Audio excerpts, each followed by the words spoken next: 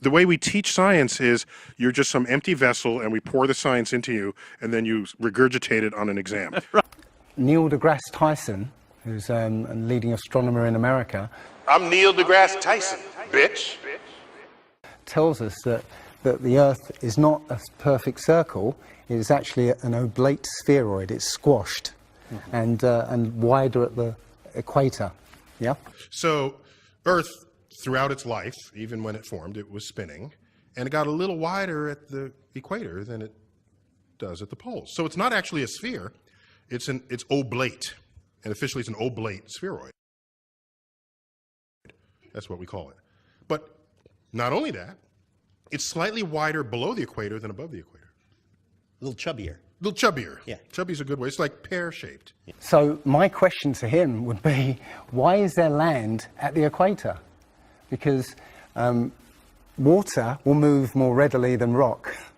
So if the Earth is spinning, the water will be collected at the equator.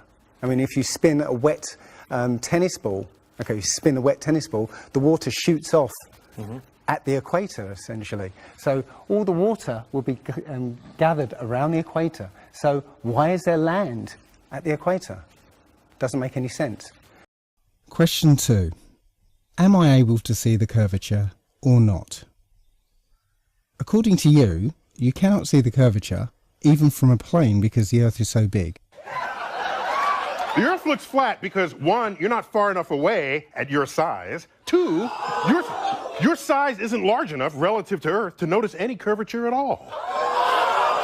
It's a fundamental fact of calculus and non-Euclidean geometry. Small sections of large curved surfaces will always look flat to little creatures that crawl upon it. But apparently you can see ships disappear over the horizon.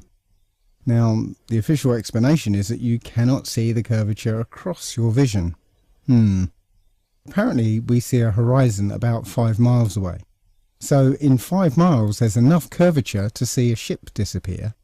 Yet I cannot detect that curve over 10 miles because I can see 5 miles to my left and 5 miles to my right. So I've got an uninterrupted 10-mile span in which I should see enough curve to hide 2 ships. But I don't.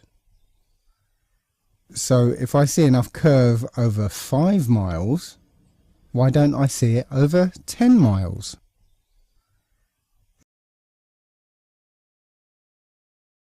And by the way, this is called gravity.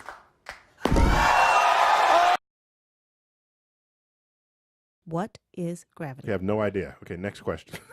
Wow. No, here's the difference. We can describe gravity. We can say what it does to other things. We can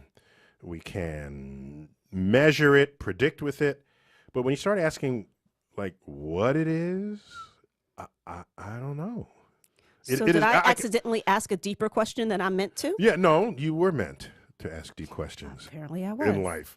So to say, what is it? I think Einstein, in an Einsteinian answer, we would say gravity is the curvature of space and time.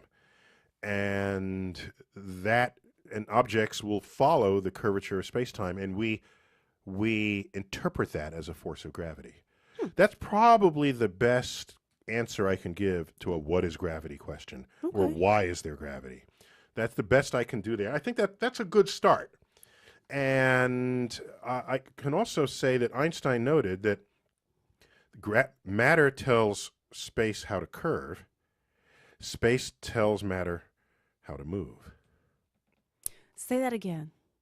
Isn't that beautiful? It is. No, I want to get that. Yeah, I like so, that. That's a t-shirt. matter and energy will curve the fabric of space. Okay. And it's that curvature that tells other matter how to move in the curvature of space itself. And so Einstein juxtaposed those in a poetic phrase where he said, matter tells space how to curve, did I get that right? Yes. Matter tells space how to curve, space tells matter how to move.